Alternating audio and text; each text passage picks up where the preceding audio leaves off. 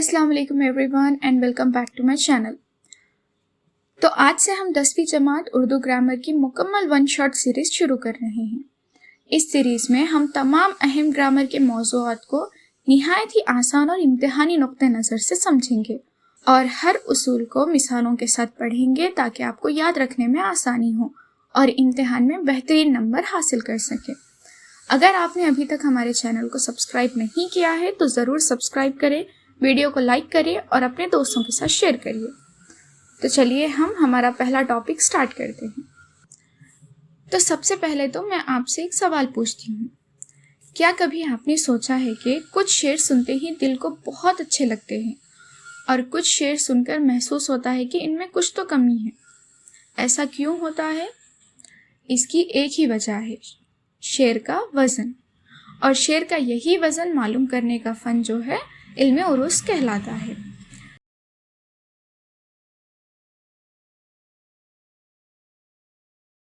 तो आज हम इस टॉपिक को इतने आसान अंदाज में समझेंगे कि आपको ना सिर्फ इम्तिहान के लिए याद हो जाएगा बल्कि हमेशा के लिए जहन में भी बैठ जाएगा। तो आइए शुरू करते हैं इल्मे उरूस। तो सबसे पहले ये बताइए, जब हम बाज़ार जाते हैं तो किसी चीज़ का वज़न मालूम करने के लिए क्या इस्तेमाल करते हैं? जी हाँ, तराजू।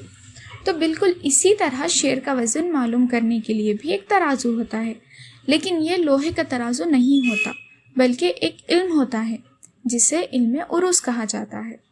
याद रखने की तरकीब क्या है इसमें? उरूस यानी कि शेर का तराजू। बस ये एक बात आप याद रख लीजिए, पूरी तारीफ़ कभी नहीं भूलेंगे, ठीक है? तो इम्तिहान में लिखने के लिए हम इल्मे उरूस की तारीफ़ कुछ इस तरह कर सकते हैं। जिस इल्म से अशार का वज़न मालूम किया जाता है इसे इल्मे उरूस कहा जाता है, ठीक है? उसके बाद समझते हैं कि बहर क्या है। तो अब एक और सवाल, ट्रेन कहाँ चलती है? जाहिर सी बात है, पटरी पर। तो इसी तरह शेर भी एक ख़ास रास्ते पर चलता है और इस रास्ते को बहर कहते हैं। आसान लफ्ज़ों में समझें तो जिस वज़न या अंदाज पर शेर लिखा जाए इसे बहर कहते हैं। तो याद रखने की तरकीब क्या है? बहर यानी कि शेर की पटरी। उसके बाद हम समझते हैं अरकान क्या है। तो अब सोचिए, एक घर किन चीज़ों से बनता है? ठीक है, ईंटों से। बिल्कुल इसी तरह बहर भी छोटे छोटे हिस्सों से मिलकर बनती है और इन हिस्सों को हम कहते हैं अरकान।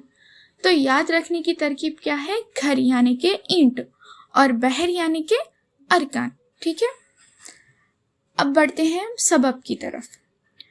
तो सबब क्या होता है? बहुत आसान लफ्ज़ों में अगर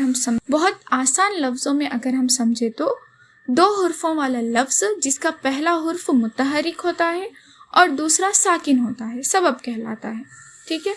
फॉर एग्जाम्पल दिन, गुल, रब, ठीक है? सिंपली ये एक दो हुर्फी अल्फाज होता है, ठीक है? बस यही आप याद रखिए। उसके बाद अब बढ़ते हैं वितत की तरफ। तो अब वितत क्या है? तो तीन हुर्फों वाला लफ्ज़ जिसके पहले दो हुर्फ मुतहरिक होते हैं और तीसरा साकिन होता है वितत कहलाता है। फॉर एग्जाम्पल वतन, खलम, जिगर, ठीक है? तो इसे भी सिंपली आप तीन हुर्फी अल्फाज की तरह याद रखिए, ठीक है? उसके बाद है फासला, ठीक है? तो 4 या 5 हुर्फों वाले लफ्ज़ को हम कहते हैं फासला। लेकिन अहम बात क्या है? उर्दू में फासला बहुत कम इस्तेमाल होता है, इसीलिए इम्तिहान में ज़्यादा तवज्जो सबब और वितत पर ही दी जाती है, ठीक है? उसके बाद चलिए बढ़ते हैं रुकुन। अब सवाल ये है, रुकुन कैसे बनता है? तो सबब और वितत को मिलाकर रुकुन बनता है, ठीक है? सबब यानी कि 2 हुर्फी अल्फाज और वितत यानी कि 3 हुर्फी अल्फाज, ठीक है? और सबब और वितत को मिला के बनता है रुकुन, ठीक है? फॉर एग्जाम्पल यहाँ पे फ़अलन दिया गया है, ठीक है? फ़ा क्या है? ये सबब है, एक 2 हुर्फी अल्फाज। और आइन, लाम, नून क्या है? अलन, ठीक है? जो कि 3 हुर्फी अल्फाज है, इसीलिए वो वितत है, ठीक है? उसके और एग्जाम्पल्स इस तरह होंगे, दिल लगी, ठीक है? दाल, लाम, दिल क्या है? वो सबब है, 2 हुर्फी अल्फाज। लगी वो क्या है? 3 हुर्फी अल्फाज है, तो वितत है। तो इसी तरह से दिल रुबा, जिंदगी, इसी तरह वितद और सबब मिलाकर क्या होगा, फ़ाउलन, ठीक है। फॉर एग्जाम्पल सितमगर, मुसाफिर, सदाकत, ठीक है। तो उम्मीद है आपको ये टॉपिक अच्छी तरह समझ आ गया होगा, ठीक है।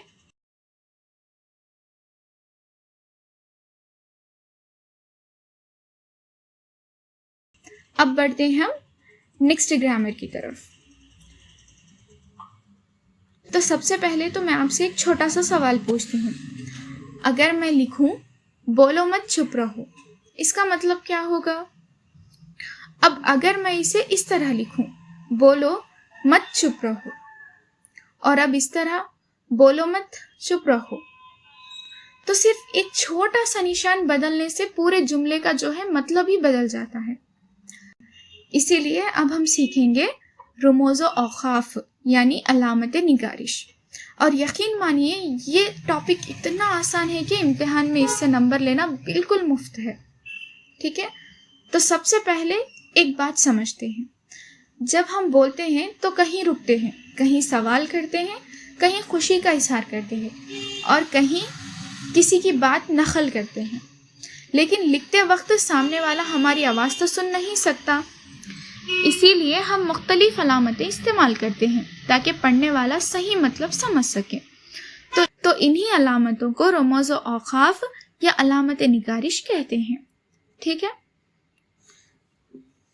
सबसे पहले क्या है, वक्फ़े कामिल, फुल स्टॉप, ठीक है, उसे इंग्लिश में फुल स्टॉप कहा जाता है। तो ये सबसे आसान अलामत है। जब जुमला मुकम्मल हो जाए तो आखिर में फुल स्टॉप लगाते हैं, ठीक है। मिसाल के तौर पर अहमद एक शरीफ इंसान है, ख़त्म, जुमला ख़त्म तो फुल स्टॉप, ठीक है। उसके बाद अगला है सत्ता यानी कि कॉमा। तो कभी कभी हम बोलते हुए थोड़ा सा रुकते हैं, इस छोटे से वक्फे को जाहिर करने के लिए कॉमा लगाते हैं, सत्ता लगाते हैं, ठीक है। फॉर एग्जाम्पल हिंदुस्तान में हिंदू, मुस्लिम, सिख और ईसाई रहते हैं। तो एक छोटा सा वक्फा, जब हम एक छोटा सा स्पेस देते हैं तो वहाँ पर हम लगाते हैं सत्ता, ठीक है। उसके बाद है वक्फा यानी कि सेमी कॉलन। अगर थोड़ा सा लंबा वक्फा हो तो सेमी कॉलन लगाते हैं। मिसाल के तौर पर जैसा करोगे वैसा भरोगे। तो याद रखने की तरकीब क्या है, छोटा सा जब वक्फा आए तो कॉमा लगाते हैं, ठीक है। और जब बड़ा वक्फा हो, हम बहुत ज़्यादा देर स्पेस दे रहे, तो वहाँ पे हम लगाएंगे सेमी कॉलन। उसके बाद है राब्ता यानी कि कॉलन। तो जब एक बात के बाद इसके वजाहत या फहरिस्त आए तो हम लगाते हैं राब्ता। मिसाल के तौर पर तेलंगाना की अहम नदियाँ गोदावरी, कृष्णा, मंजीरा, ठीक है।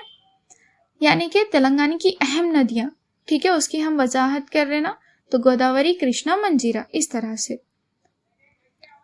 इससे याद रखने की तरकीब क्या है, फहरिस्त शुरू, ठीक है।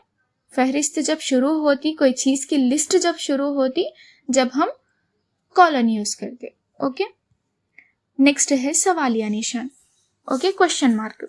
अगर जुमला सवालिया हो तो आखिर में क्वेश्चन मार्क लगेगा, ठीक है। मिसाल के तौर पर आप कहाँ जा रहे हो, ठीक है। तो इसी तरह से जिस जुमले में क्या, क्यों, कब, कहाँ, कौन, ये सब आए तो वहाँ पे डेफिनेटली क्या लगेगा, क्वेश्चन मार्क लगेगा। उसके बाद है तफसीलिया, ठीक है। जब कोई लंबा इख्तिबास या फहरिस्त शुरू करनी हो तो तफसीलिया इस्तेमाल करते हैं। मिसाल के तौर पर मौलाना अब्दुल कलाम आज़ाद ने फरमाया, उसके बाद वहाँ पे एक लंबा इख्तिबास शुरू होने वाला है, ठीक है, इस तरह से। उसके बाद है अलामत फजाइया। तो जब खुशी, गम, ताजुब या हैरत जाहिर करनी हो तो अलामत फजाइया हम इस्तेमाल करते हैं, ठीक है। फॉर एग्जाम्पल शाबाश, वाह, अफसोस, तो इस तरह से। तो इसे याद करने की ट्रिक क्या है, जब भी जज्बात आए, ठीक है, चाहे वो गम के हो, चाहे वो खुशी के हो, चाहे वो डर के हो, तो वहाँ पे क्या आएगा, इख्तिबास आएगा, वहाँ पे क्या आएगा, अलामत फजाइया आएगा, ठीक है। उसके बाद है कौसिन।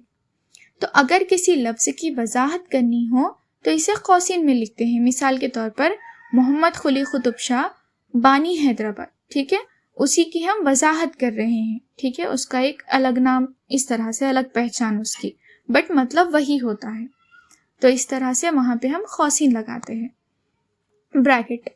اوکے، اس کے بعد ہے واوین. اوکے، اگر کسی الفاظ جو کہ تو لکھنے ہوں تو ہم یہاں پہ واوین استعمال کرتے ہیں.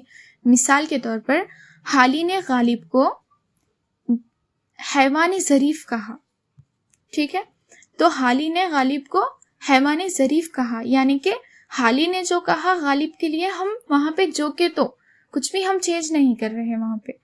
تو وہاں پہ ہم جو کہ تو جب جیسا کا ویسا ہم وہاں پہ جب بتا رہے تو وہاں پہ یہ یوز کرتے ہیں واوین. اوکے، تو امید ہے آپ کو یہ ٹاپک بھی اچھی طرح سمجھ آ گیا ہوگا. تو آج ہم نے پہلے 2 سبق کے گرامر جو ہے مکمل کر لیے ہیں. اگلی ویڈیو میں ہم تیسرے اور چوتھے سبق کے گرامر اسی انداز میں سمجھیں گے اور مثالوں اور امتحانی سوالات کے ساتھ بھی سمجھیں گے. اسی لیے اگر آپ نے ابھی تک چینل کو سبسکرائب نہیں کیا تو ضرور کر لیجئے تاکہ اگلی کلاس آپ سے مس نہ ہو.